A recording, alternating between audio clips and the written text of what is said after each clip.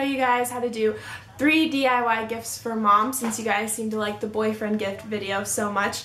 I will warn you that one of these projects out of the 3 was a lot of work, and it did cost me a good amount of money, and that was the DIY edible arrangement fruit basket. Some people may argue, well, why don't you just go out and buy one if it's that much work? But there's something that I really like about doing something that's homemade, especially moms really appreciate when you do something yourself, and I think there's just a lot more novelty to it. And also, I felt really bad that some of the fruits in the fruit basket aren't available in certain parts of the world right now due to weather, or they just don't have it available to them in general. So that's why I do have 2 other projects for you guys, and let's just get straight into it.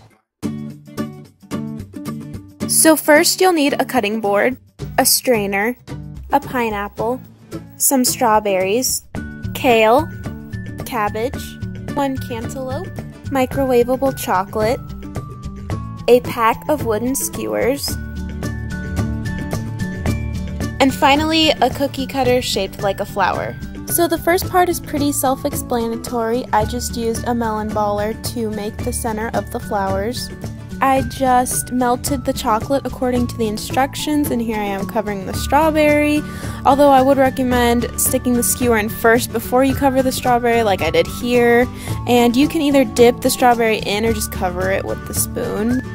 So here's where the strainer comes into play. I use it so that way the strawberries can dry evenly versus if I stick it on a plate and one of the sides comes out flat. So that's basically what I'm doing here. I'm just sticking each strawberry into a hole and I'm letting the chocolate dry. Next, I just cut the pineapples into slices, and if you are younger, I recommend that an adult do this for you, as pineapples can be very slippery. So after I sliced the pineapples, I put the cookie cutter against each slice, and I will admit I had to use my whole body weight in order to get the cookie cutter through the pineapple because the inside of it was so strong. And also, after pushing the cookie cutter through, I needed to clean up the edges like here because pineapples tend to be a little bit stringy. So if you're having trouble pushing the cookie cutter through the pineapple, I recommend just really leaning your whole body weight into it because they are really hard to cut. Here I am just sticking a skewer through each flower. I tried to find the roundest pieces to go onto the centers, but just make sure that you use at least half of the cantaloupe so you have options, since melon ballers don't always produce the roundest pieces.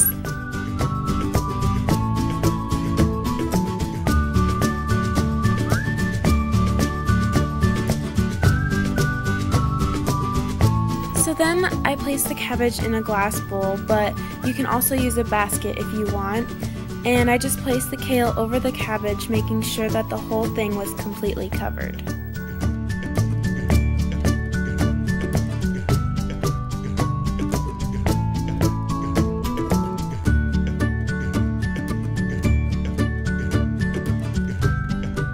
In order for the kebab sticks to fit into the cabbage, I actually had to cut them. Now be careful because I wasn't, and I had flying sticks all over the place. But now comes the fun part, the decorating. Due to my lack of artistic ability, I just placed the fruit at random, but I heard that the easier way to do it is to start from the top and work your way to the bottom.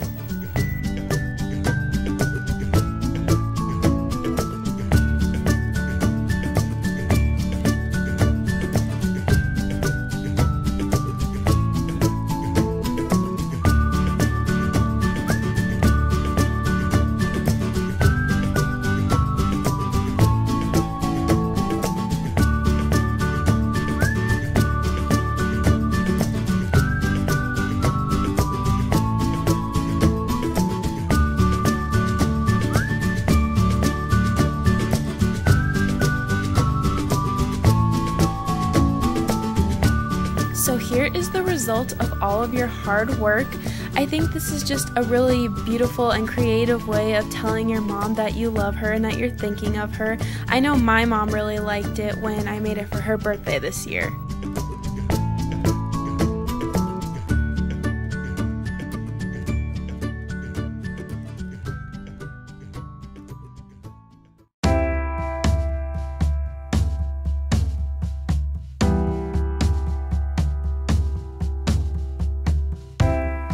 For the DIY ring holder, all you're gonna need is some stickers. I got these from Michael's, a large piece of colored paper, and a picture of you and your mom, some decorative scissors to cut a cute border with, and finally an empty Ferrero Rocher box, which are typically sold in drugstores like CVS, and I like them because they have these little pockets in them where you can stick the rings. So most Ferrero Rocher boxes come with this potted liner where the chocolate goes. I just popped it out and began tracing the shape for the cover.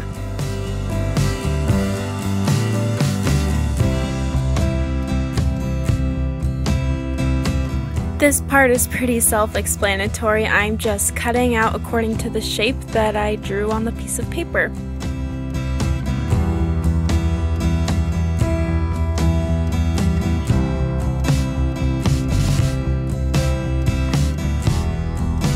So here I just put tape on the back of my picture, and I actually would have used a hot glue gun, except I couldn't find it. So here I just put tape, and I actually ended up using a different picture because the other one didn't have good quality, and now I am sticking it to the piece of paper. So in the end, I just decided to use some flower stickers instead of all the Christmas stickers, but feel free to get a lot more artistic and creative than me because I am not that very creative, as you can see. So after I have popped the paper inside of the plastic, I am now done. And my mom is free to place any of her rings inside of the homemade ring holder, although I will tell you that all of the rings in that box are mine.